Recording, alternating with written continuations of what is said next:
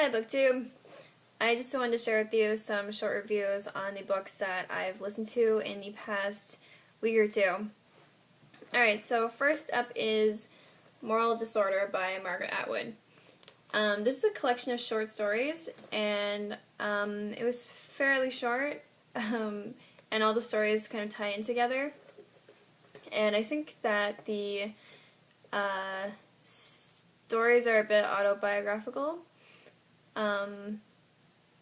I mostly enjoyed these stories, and I did manage to get all the way through. I did have to skip a couple parts because the CDs were a bit damaged. But this is actually the third book I have read by Margaret Atwood in 2013 so far. I'm trying to get through her whole bibliography in this year. So yeah, I would say the thing I enjoyed the most about this collection was that it made me remember a lot about my childhood, and I think it was that a good portion of the stories were set on a farm, and I didn't live on a farm, but I did live in a farmhouse, and I don't know, I really like that, and yeah, I recommend this if you're a Margaret Atwood fan and you haven't read this yet. Yeah. So after that, I listened to I Am Legend by Richard Matheson, and I have to say I didn't know anything about this book going in. I saw the movie when it came out several years ago, and I had no idea this book was quite old, but pretty much as soon as I started listening to it, I could definitely see its age.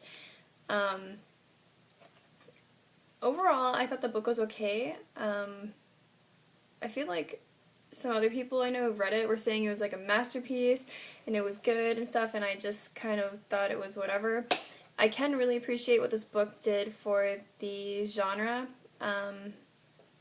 like the zombie genre, although the book refers to them more as vampires. Overall, I felt it was really silly, I guess because of the time period, and the main character was really unlikable, and I don't know, I just thought yeah. I don't particularly recommend this, but the thing that annoyed me the most about this book was that in the beginning, the main character is saying to himself, oh, this is like I'm in a science fiction movie or something, or novel. I just hate when books do that. Like, I really like books that aren't afraid to take themselves seriously, and they don't make the characters all freaked out of the situation that they're in. You know, like, I just wish that this book could take itself more seriously, and it didn't really explain why the vampires could be so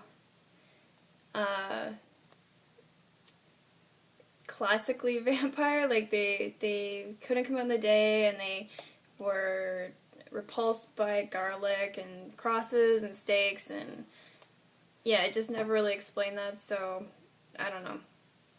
Also, the main character in this is like described as like a big white guy with blonde hair and blue eyes, and then there's like this cover from the movie, so yeah. Skip this one probably. So after that, I read two books by Charles Lint, and I actually gave up on both of them. I don't really want to say anything too bad about these because I actually used to know this author. He's a Canadian author, and he came to my home when I was a teenager. This is really random, but at the time my parents were selling their house, and he and his wife came to our place, and we met, and we talked, and they were really nice. We talked about how we liked writing, and he was a writer, and I was actually writing at the time when he like came into my room. And so yeah, they're like super nice, they're really cool people. I really wanted them to like adopt me when I was growing up. And they gave me like signed books for my birthday, and his wife corresponded with me through emails for a couple of years after that. until we gradually lost touch. So I'd really like to get in contact with them again. But anyway, so the first book I attempted was Dreams Underfoot, which is another collection of short stories. I feel like I just took a bad sampling of his work because I did read a couple of his books that he gave me, and I remember liking them when I was a teenager. I just felt like none of the characters, you're not really able to get to know them enough in the short stories if you haven't read the other books about them, which makes sense. Yeah. So then that was followed by The Onion Girl, and I quit this book about, well, I didn't quit it, I actually just started skipping it, the audio files. There was like, throughout the book, there's this main character, Jilly, who is supposed to be this girl, I guess, but she doesn't look anything like this, and I really don't like this cover. I think it's kind of trashy with like her boobs hanging out, like this doesn't look like any of the characters in the book. I found her to be really irritating, and especially the girl narrating this, she just put on this like childish, nasally kind of voice for her. But then there's like this side story about this other character named Raylene, who I found way more interesting, so I ended up like skipping ahead to all of Raylene's parts, which was probably like less than a third of the book. Yeah, so I don't recommend either of those either. But I have picked up a couple more of his books, and I will sample those. And I also just knew that I had the Patrick Ness series waiting for me, and I wanted to get to those, so yeah. So I'm probably going to talk about those in my next video, and that's all for now. So see you next time. Bye.